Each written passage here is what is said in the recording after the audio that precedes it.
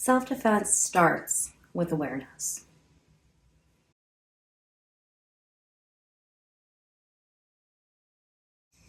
Being aware of your surroundings means being able to use all your senses to know who, what, where you are, what's surrounding you. And that means not distracting yourself with having your head in your phone or walking, looking at your feet, or blocking out the sounds of the street with earbuds or headphones. It can be tempting to just want to lose yourself in those moments, but there's something that can be very rewarding about just unplugging while you're out, being aware of all those things.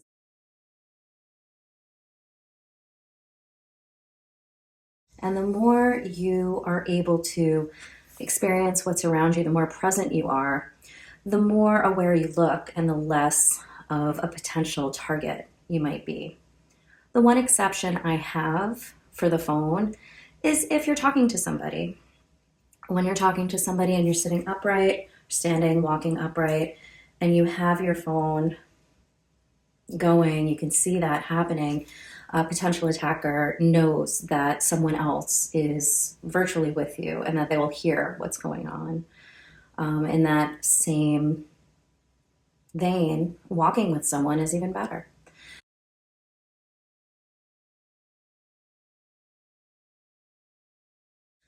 Using common sense not to walk alone at night in low traffic areas, places with very little lighting, places that are easy to not see somebody who could potentially be waiting in the shadows.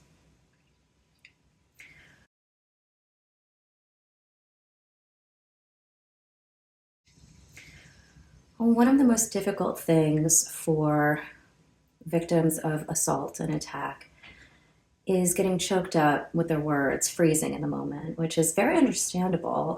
Fear sets it into a fight or flight space, and we may not have the words or the air or anything. This is the time to, well, and I'm not really a fan of losing our temper, but this is the time to tap into all of those angers and fears and frustrations that we have, to let it out. Make as much noise as you possibly can. That can be screaming, that could be saying anything, just drawing attention to the situation very typically is enough to drive away a potential attacker.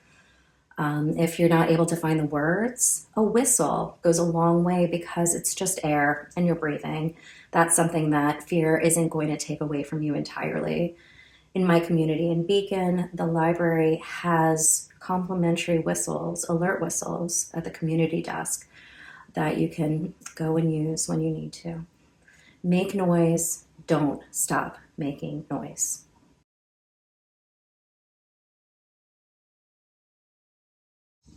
Resisting is one of the most important things that you can do. And that can look very different from person to person. But in the same idea of freezing up in the moment, it's not just with our words, but also with our physical being. The reality of being a proficient fighter is that you have to practice. It takes time, it takes perseverance. And if that's something that you're interested in, find a teacher and get practicing. But in the meantime, just moving, just thrashing, using what you have makes a huge difference. People want an easy situation. They don't want to have to fight you. They want to dominate. They want to do what they came to do and go. Again, most victims of attack freeze up both with their voice and physically. Moving, thrashing, using your nails, whatever you have with you, using that whistle endlessly in their ear, scratching, keys, anything at all, whatever tools you have. There are quite a few self-defense tools that you can have on your person, but there are legal restrictions from state to state, so that's something you want to keep in mind. But in an emergency situation, a pen is sharp. Not that I'm suggesting that you poke people with pens, but in an emergency life or death situation, you can do whatever you need to do.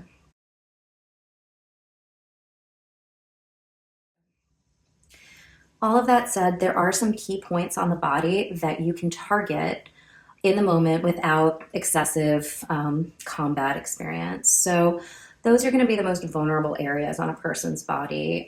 Money shot, groin, of course. Extremely painful, will make somebody double over, release.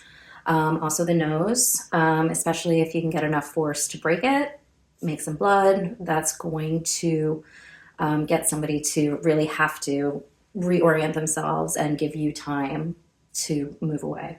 Feet, just is a great place to start. Elbow, that happens naturally during a thrashing. And of course, up to the throat.